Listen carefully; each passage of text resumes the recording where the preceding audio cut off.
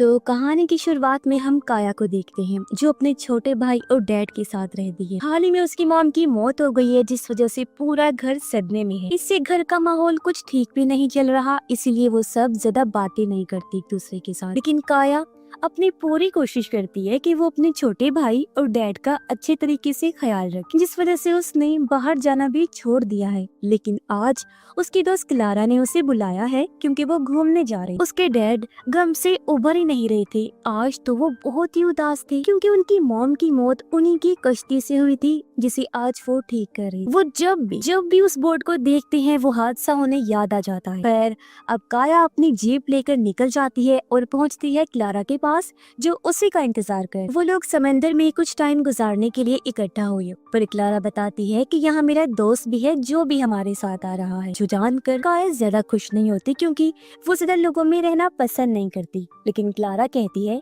कि ज्यादा टेंशन मत लो, मेरे दोस्त के साथ उसका भाई भी आ रहा है जो भी मेरा दोस्त ही है और वो भी तुम्हें पसंद आएगा। फिर वो लोग मिलते हैं और यहाँ हम जान पाते हैं कि दोनों भाई व्लॉग्स बनाते हैं। क्लारा का दोस्त आज का प्लान बताता है कि वो लोग अपनी जेट बोट से एक आइलैंड पर जाने वाली है। लेकिन काया को पता था कि इसमें टाइम लगने वाला है, इसीलिए वो मना कर देती है क्योंकि शाम तक उसे घर भी तो जाना था। तो क्लारा का दूसरा दोस्त कहता है कि हम सूरज डूबने से पहले वापिस आ जाएंगे, इतना दूर वो आइलैंड नहीं है, हम 2-4 दिन पहले ही गए थे। अब क्लारा भी काया को समझाती है कि मुझे अच्छे से पता है कि तुम्हारे ऊपर घर की जिम्मेदारियां हैं, इसीलिए मैं किसी भी काम में देर नहीं करूंगी और हम वापस लौट आएंगे जल्द। आखिर में वो मान गई और चारों लोग निकल जाते हैं, जहाँ पहुंचकर वो बहुत मस्ती करते हैं, एंजॉय करते हैं। क्लारा और उसका दोस्त पानी में नहा रही थी जबकि काया क्लारा की दूसरे दोस्त के साथ बैठकर बातें कर रही थी, जहाँ उसे काफी अच्छा महसूस हो रहा था क्योंकि ऐसे हालात में काया को किसी ऐसे इंसान की ही जरूरत थी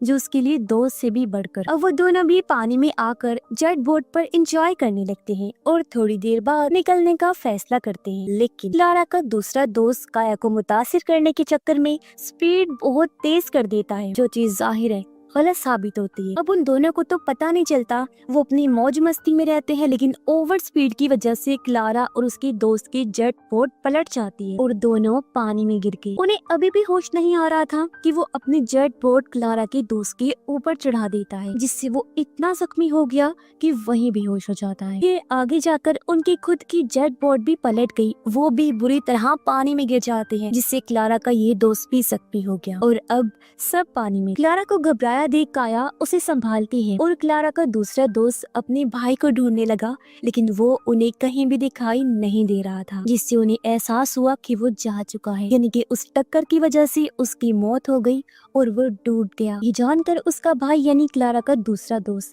बहुत दुखी हुआ, उसे बुरा लगता है, पछतावा हो रहा था उसे क्योंकि अगर वो आगे देख लेता, ओवर स्पीड ना करता तो उसके भाई की जान आज बच जाती। पर अब तो वो खुद भी इतना जख्मी है कि कुछ नहीं कर सकता। खुद को बचाने के लिए काया को भी टेंशन होने लगती है क्योंकि उनकी दोनों जेट्स का फ्यूल पानी में बह गया था, यानी अब ये तीनों ही बस पानी में तैर सकते हैं और किसी की मदद आने का इंतजार कर सकते हैं। इसी बीच हम किसी को इनकी तरफ आते हुए देखते हैं, जो कोई शिप नहीं थी, कोई इंसान नहीं था, बल्कि एक शार्क तेजी से यहाँ आ रही थी। और ये बात काया को पता थी कि ज्यादा देर उनका खुले समंदर में रहना खतरे से खाली नहीं है, इसीलिए अब वो उनको जेट बोट के पास चलने को कहती है। लेकिन इसी बीच एक मिरेकल जैसे हो गया, एक चमत्कार, क्योंकि उन्हें दूर से एक बोट दिखाई देती है जिसका कैप्टन रे कुछ दूर उन्हें थोड़ा थोड़ा दिखाई दिया। जो भी उन्हें देख लेता है वो अपनी स्पीड को तेज करके फौरन इनकी तरफ आने लगता है। अब करीब आकर उसे पता चला कि वहाँ वो लोग मदद के लिए पुकार रहे हैं, इसीलिए रे एक एक करके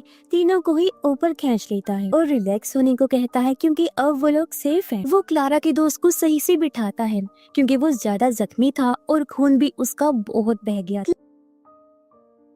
क्लारा वॉशरूम के लिए अंदर जाती है जहाँ रे भी था और हम नोटिस करते हैं कि वो बार बार काया को ही देख रहा था। जब काफी देर तक भी क्लारा वापस नहीं आती तो काया अंदर जाती है ताकि पता लगा सके कि वो कहाँ गई है। इसी बीच वो रे से बात करती है और कुछ देर वहीं खड़ी रही क्योंकि रे को कोई जरूरी काम करते हुए देखती। वो जानबूझकर खड़ी रही, हटने का नाम ही नहीं ले। रे कुछ केमिकल कॉटन पर लगा रहा था। काया सोचती है कि वो जख्म साफ करने के लिए क्लारा के दोस्त के लिए बना रहा होगा, लेकिन कुछ ही देर बाद वो इसका इस्तेमाल काया पर करता है उसके मुंह पर रख कर उसे सुंघा कर बेहोश कर देता है। अब इससे हम ये अंदाजा लगा लेते हैं कि रे ठीक आदमी नहीं। जब काया बेहोश हो गई तो रे उसे शिप के पीछे वाले हिस्से में बने एक कंटेनर में बंद कर देता है और ऊपर से उसे लॉक कर दिया। लेकिन उसने क्लारा के दोस्त को वहीं छोड़ दिया क्योंकि शायद उसे लड़के अच्छे नहीं लगते, ना उनकी जरूरत होगी, शायद उसके जख्मी होने की वजह से। 2 घंटे के बाद जब काया की आंख खुलती है तो वो खुद को ऐसी जगह पर पाकर बहुत ज्यादा डर जाती है।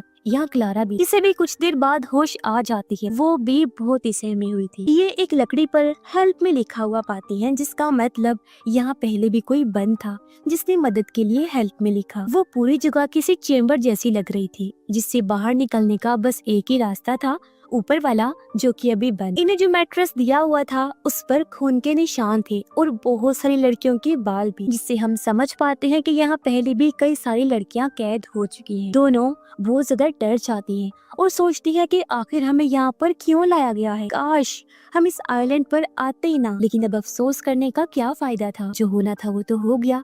अब इन्हें यहाँ से बाहर कैसे निकलना है ये सोचना होगा, क्योंकि जितने दिन ये यहाँ पर गुजारेंगी उतना ही खतरा बढ़ता जाएगा। अगली सुबह रे ऊपर का दरवाजा खोलता है और इन्हें खाने को जिंदा सड़ी हुई मछलियाँ देता है, पर काया उससे भीख मांगने लगी, प्लीज मुझे जाने दो, क्योंकि मेरे घर में एक छोटा भाई है मेरा जो घर पर अकेला है, उसे मेरी जरूरत है। लेकिन रे कहता है कि बिल्कुल, और अगर तुमने यहाँ से भागने की जरा भी कोशिश की ना तो मैं तुम्हें मार कर फिर टुकड़े करके मछलियों को खिला दूंगा। ये बोलकर वो फिर से कंटेनर का दरवाजा बंद कर देता है और वहाँ से चला गया। फिर वो अपने काम में लग जाता है, जैसे कि जिंदा मछलियों को खाना, गाने सुनना, सिगरेट पीना वगैरह, यानी कि वो सारे ही उल्टे काम करता था। फिर इसी बीच हम एक चीज नोटिस करते हैं, बीच बीच में वो वॉकी टॉकी पर किसी से बात करता है, जिसका मतलब कि यहाँ पर कोई आने वाला है। अब हम क्लारा की जख्मी दोस्त को भी देखते हैं, जो भी वहीं पर पड़ा हुआ है। इतने दिन गुजर जाने के बाद उसका कोई इलाज नहीं हुआ, ना ही रे ने उसे कोई खाना पानी दिया। अब 4 दिन बाद किसी शिप की आवाज आती है,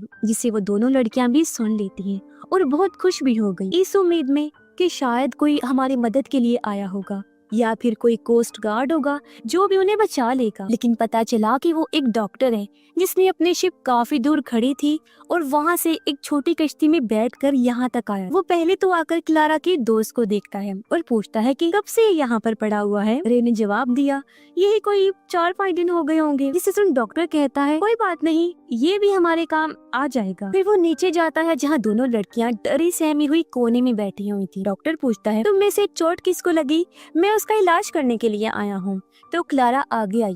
डॉक्टर ने कहा, ठीक है, लेट जाओ। फिर वो उसको चेक करता है और रे से बात करते हुए ऊपर चला जाता है। मगर उनके जाने के कुछ ही देर बाद हम क्लारा के दोस्त की चीखें सुनते हैं, क्योंकि वो डॉक्टर दरअसल उसके ऑर्गन को जिंदा ही बाहर निकाल रहा था, यानी कि उसके अंदर की हर चीज निकाल लेता है, जैसे कि गुर्दे, दिल, आंखें, जिगर और भी बहुत कुछ, जिन्हें वो सप्लाई करने वाला था, क्योंकि इन्हें बेचकर बदले में उसे बहुत सारे पैसे मिलने वाले थे और यही उनका बिजनेस था। उस बेचारे पर इन्हें बिल्कुल रहम नहीं आया। फिर इतना जुल्म करने के बाद उसकी लाश को समंदर में डाल देते हैं। जब उसकी चीखें खत्म हो जाती हैं तो दोनों ही लड़कियां समझ गईं कि इन्होंने उस बेचारे को मार डाला। उन्हें ये भी अब तक पता चल चुका था कि जो डॉक्टर यहाँ आया था वो भी ठीक नहीं है, रे की तरह ही पागल और खतरनाक है और ये दोनों मिले हुए हैं। इसके बाद हम डॉक्टर और रे को बात करते हुए सुनते हैं, जिसमें डॉक्टर कहता है कि दूसरी वाली लड़की जख्मी है, जिसको हम यहीं खत्म कर देंगे, और जो ठीक है उसको मैं अपने साथ ले जाऊंगा, क्योंकि मेरे पास एक अमीर क्लाइंट है जिसके बेटे को फ्रेश यानी बिल्कुल ताजा और जवान इंसान की किडनी की जरूरत है, जिसके बदले में हमें अच्छे खासे पैसे मिलेंगे। अब रे मान जाता है, क्योंकि यही तो वो उसके लिए सालों से करता आ रहा है, समंदर में फंसे लोगों को बचाना और फिर उन्हीं के ऑर्गन्स को बेचकर पैसे कमाना। कुछ देर बाद वो डॉक्टर को लेकर फिर से नीचे जाता है और इस बार वो क्लारा को लेकर ऊपर जाने लगा। हालांकि उन्हें ऐसा करने से काया रोक भी रही थी, पर रे उसे वहीं पर मारकर बेहोश कर देता है, जिसके बाद वो दोनों क्लारा को लेकर ऊपर आ जाते हैं। कई घंटों के बाद काया को जब होश आया तो उसे क्लारा की चीखें सुनाई दे रही थी, यानी कि अभी भी वो जिंदा है, जो कि सच भी था। उन्होंने अभी तक उसके ऑर्गन्स नहीं निकाले थे, इसीलिए काया को जो भी करना था बहुत जल्दी करना था। इसी बीच वो नोटिस करती है कि इस कंटेनर में एक फैन लगा हुआ है, जो कि दिन में चल रहा था पर अभी बंद कर दिया गया है। अगर वो उसे बाहर की तरफ धक्का देगी तो वो सुराख खुल जाएगा जहाँ पंखा लगाया हुआ है। फिर उसने ऐसा ही किया, वो पूरी ताकत से उसे धक्का देना शुरू करती है। फाइनली सुराग खुल गया और काया इस होल से बाहर आ जाती है और धीरे धीरे ऊपर आ गई, जहाँ वो देख लेती है कि डॉक्टर ने अपना काम शुरू कर दिया है। पर इतने में वहाँ रे आ जाता है, इसीलिए वो नीचे इंजर्ड रूम तक पहुँच जाती है, जहाँ उसे फिशिंग एरो मिलती है, जिसके जरिए मछलियों पर हमला करके उन्हें पकड़ा जाता है, जिसे काया उठा लेती है। और रे के वहाँ से जाने के बाद वो भी वहाँ आई और एरो को डॉक्टर की तरफ कर देती है। उसे देखकर डॉक्टर खुद हैरान हो गया, क्योंकि अब तक किसी भी लड़की में इतनी हिम्मत नहीं थी कि वो यहाँ तक पहुँच सके। इसलिए डॉक्टर उसे अपनी बातों में फंसाने लगा, लेकिन इतने में काया एरो चला देती है, जो जाकर डॉक्टर को लग भी गया। पर इससे वो फिर भी नहीं मरता, बस थोड़ा सा जख्मी हो, और अब वो काया पर हमला कर देता है। पर इस दौरान काया ने क्लारा की रस्सी को खोल दिया, जो बात डॉक्टर को पता नहीं चला, और इसी का फायदा उठाकर क्लारा पहले तो खुद को आजाद करती है और फिर एक चाकू से डॉक्टर की गर्दन पर वार करती है। एक के बाद एक उसने कई बार स्टैब किया, जिससे डॉक्टर का खेल तो इधर ही खत्म हो जाता है। इसके बाद ये दोनों वहाँ से बाहर जाने का रास्ता ढूंढने लगती। अभी तक रे इन सब से अनजान था, इसीलिए वो यहाँ नहीं आया होता, लेकिन यहाँ काया को पता है कि डॉक्टर एक शिप से यहाँ आया था, तो वहाँ जाने के लिए वो दोनों पानी में कूद जाती है। रे जब कुछ देर बाद ऊपर आता है तो सब कुछ इधर उधर बिखरा पड़ा था, जिसे देखकर वो समझ जाता है कि जरूर कुछ गड़बड़ है। तभी उसे डॉक्टर की लाश भी दिख जाती है, इसीलिए वो फौरन ऊपर जाता है, मगर अभी भी डॉक्टर की छोटी कश्ती वहीं खड़ी थी, जिससे उसे लगता है कि लड़कियां अभी भी इसी कश्ती में हैं। इसीलिए वो छोटी वाली और इस पूरी कश्ती को चेक करता है, लेकिन